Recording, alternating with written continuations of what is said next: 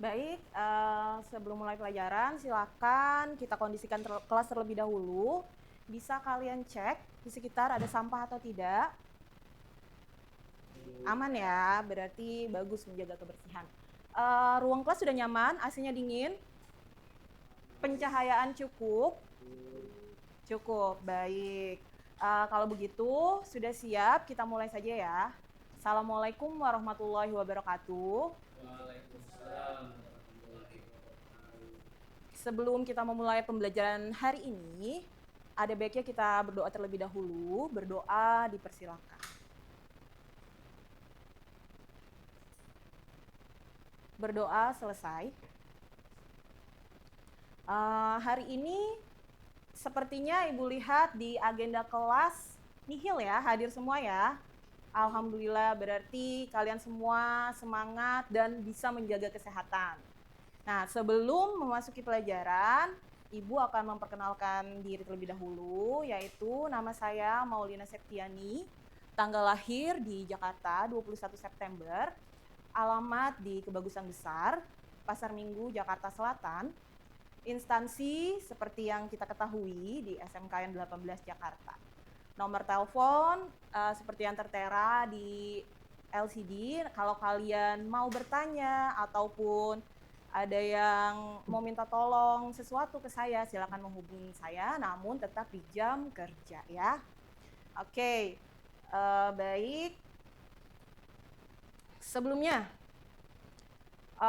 untuk memberi semangat kita di pagi ini, kita jargon terlebih dahulu ya.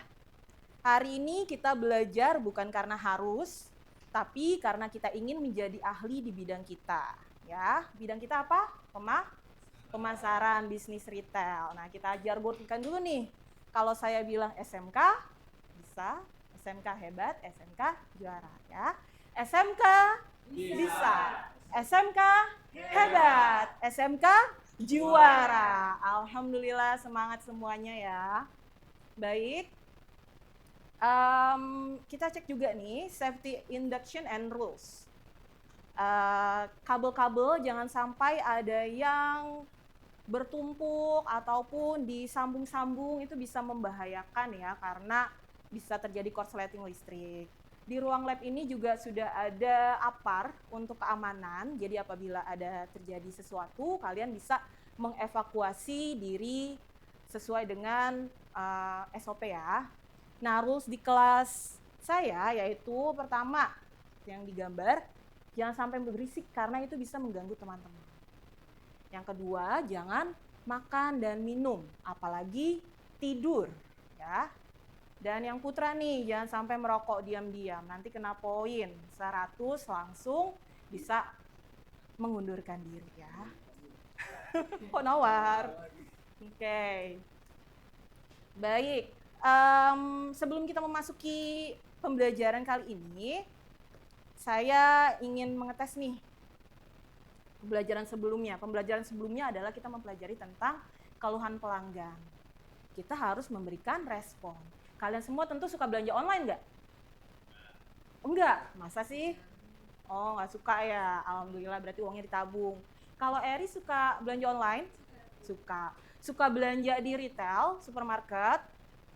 Suka juga ya. Pasti pernah kan ada suatu kesalahan dan pernah komplain atau tidak? Pernah ya. Nah, kalau kita komplain itu, alangkah kita senang dan puas apabila kita diberi respon yang baik ya. Seperti kemarin telah kita bahas, respon yang baik itu ada 3 ya. Kalau kita merespon dengan baik, intinya 1, pelanggan akan merasa puas. Karena apa? Berarti kita dihargai dan bisa jadi nanti Aldi merekomendasikan warung atau tokonya kepada Eri, seperti itu ya. Lalu yang kedua adalah membentuk citra positif perusahaan. Ya. Yang ketiga, itu juga bisa memberikan umpan balik terhadap perusahaan kita, ya. Jadi masih ingat ya berarti? Oke, next. Hari ini kita akan mempelajari tentang cara mengambil langkah-langkah untuk menanggapi keluhan pelanggan yang dijelaskan secara berurutan. Unit kompetensinya yaitu menangani keluhan pelanggan. Kode unit ada di M70 MKT00.020.2 ada di SKKNI ya, sesuai dengan SKKNI. Nah, roadmap pelatihan judulnya adalah cara mengambil langkah-langkah untuk menanggapi keluhan pelanggan yang dijelaskan secara berurutan. Mohon maaf, saya ada panggilan telepon sebentar ya, izin menjawab.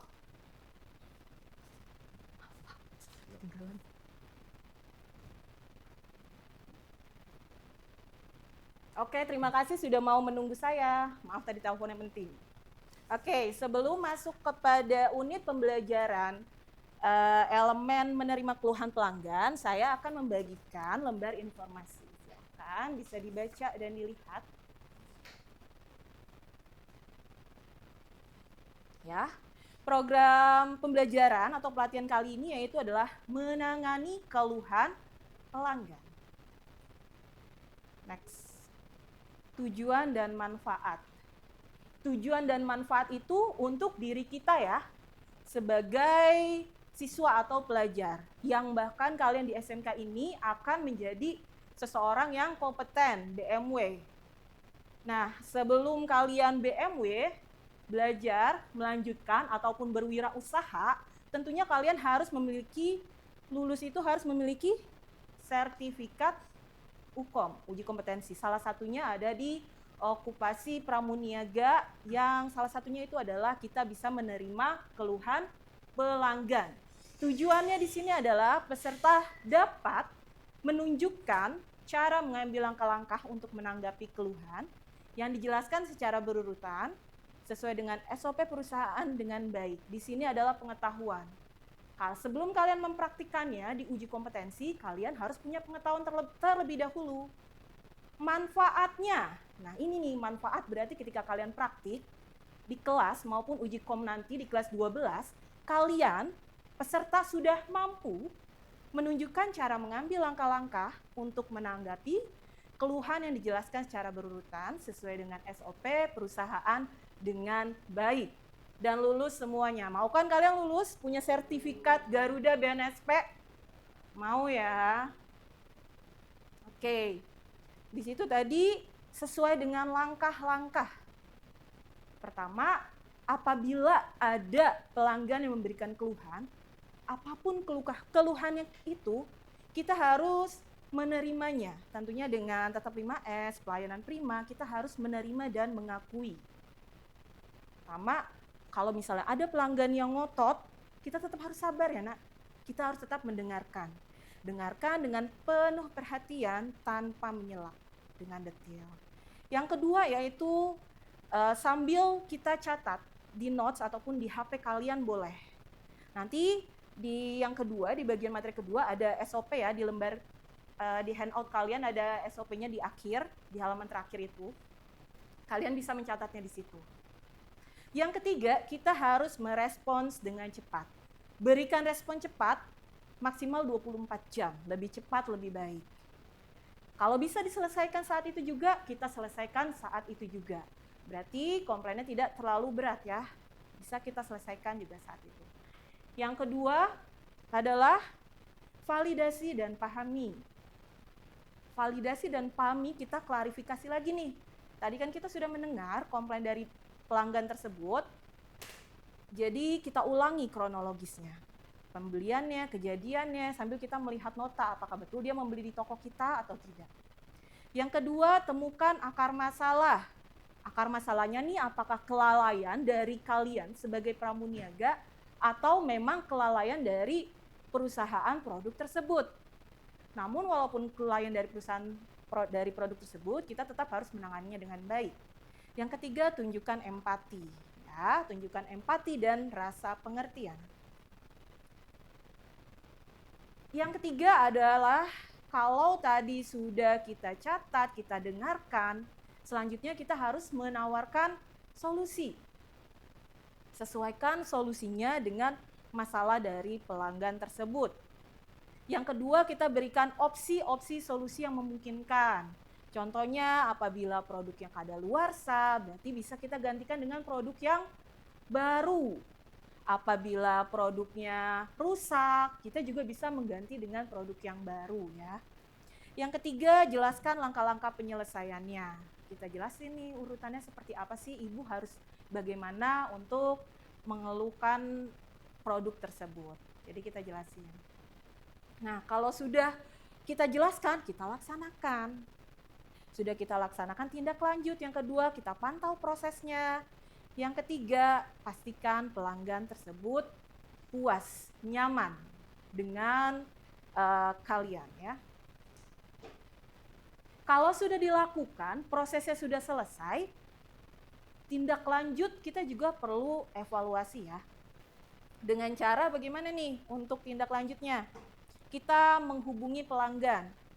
Pernah nggak sih kalian suatu kali mungkin merasakan produk, barang atau jasa, lalu ditelepon sama customer service menanyakan kepuasan pelanggan?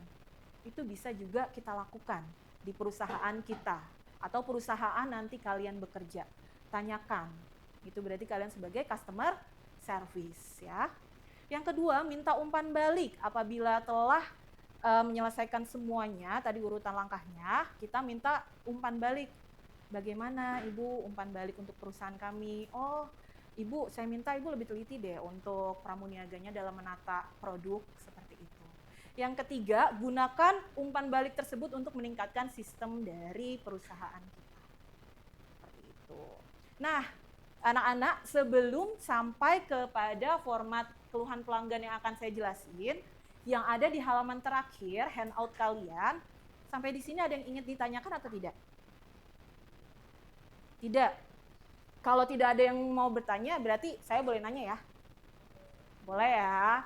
Kira-kira respon yang sebaiknya dijawab itu dalam waktu berapa lama ya? 24 jam, betul sekali Aldi dan Zaki.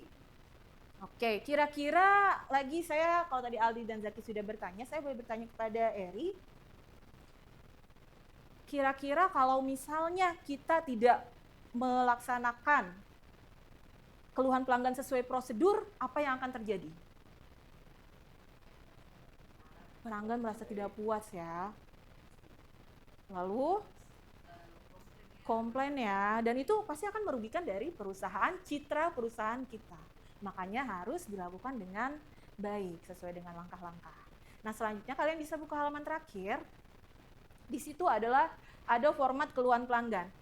Di sini saya sertakan yang biasanya ada dalam uji kom okupasi pramuniaga ya. Di sini kalian lihat barang keluhan pelanggan. Saya kasih contohnya, di sini ada apa nih? Air mineral. Air mineralnya masih tersegel rapi. Namun yang tidak ada adalah label.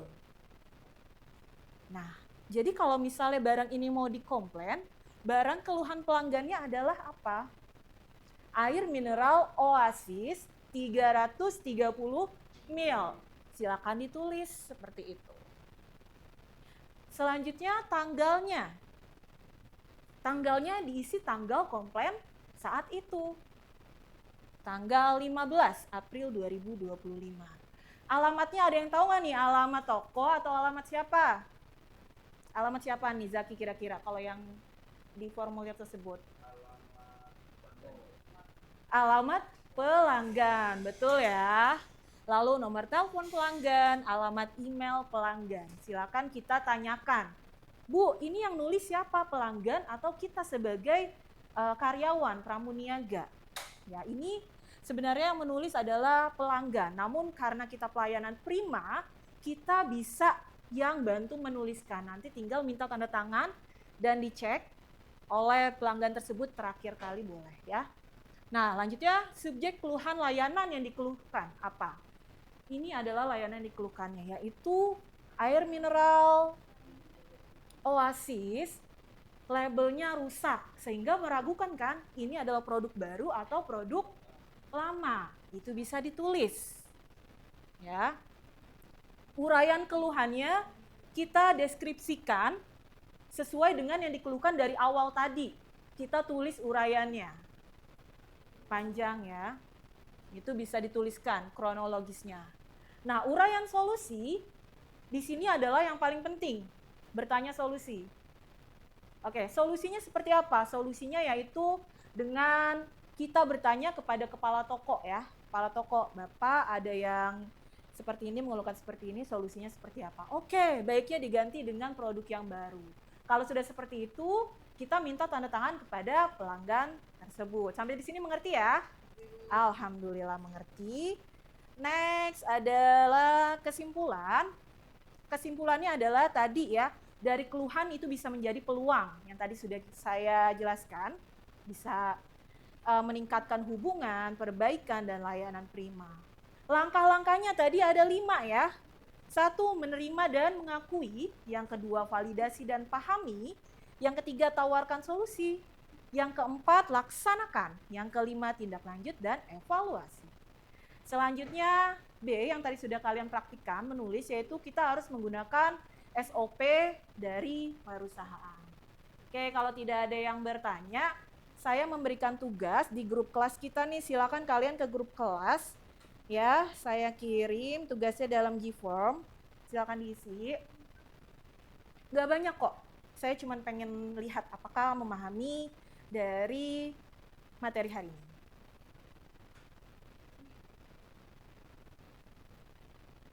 Iya, diisi.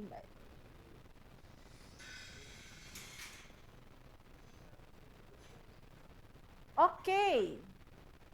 Sudah ada yang masuk nih, Ibu Eri, ternyata jawaban PG-nya betul semua. Nanti yang esai saya periksa ya. Aldi juga nih betul semua. Alhamdulillah, berarti hari ini banyak yang mengerti. Oke, terima kasih untuk evaluasinya. Dan saya lihat sudah mengerti semua. Selanjutnya ada tugas tambahan ya. Silakan kalian catat. Tugas tambahannya adalah role play sebagai pramuniaga toko dan pelanggan yang memberikan keluhan. Lalu kalian videokan bersama teman sebangku ya, berdua, dan kirim ke Google Drive. Paling lambat pukul 22 malam ini. Ada yang bertanya soal tugas? Paham ya? Jelas? Oke. Sebagai penutupnya, mari kita ingat semua nih anak-anak BDP pemasaran, bahwa setiap keluhan pelanggan itu bukanlah beban, melainkan peluang untuk mendengar, memahami, dan tumbuh. Ya, terima kasih atas perhatian dan komitmennya untuk terus memberikan pelayanan yang terbaik. Oke, sebelum menutup, jargon lagi ya, SMK? Bisa. SMK hebat, SMK juara. Oke, sebelum menutup kelas hari ini, silakan kalian rapikan dulu kelasnya, meja, kursi. Sudah rapi, silakan kita berdoa terlebih dahulu. Berdoa dipersilakan. Berdoa selesai. Kurang lebihnya mohon maaf. Assalamualaikum warahmatullahi wabarakatuh.